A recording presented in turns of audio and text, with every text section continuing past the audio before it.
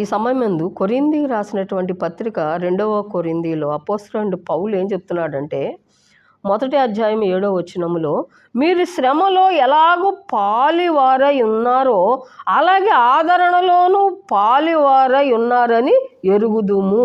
చూడండి, ఇప్పుడు మీరు శ్రమ పడుతున్నారా? దేవుని స్తోత్రం. మీరు ఆదరింపబడుతున్నారు. దేవుని స్తోత్రం. శ్రమ పొందేటువంటి పీరియడ్లో మీరున్నారు.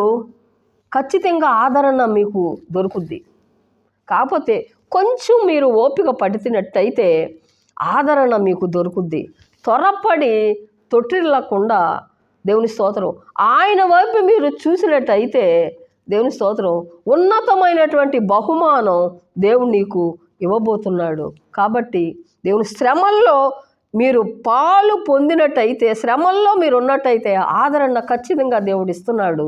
దేవుడు ఈ మాటలు దీవించును గాక.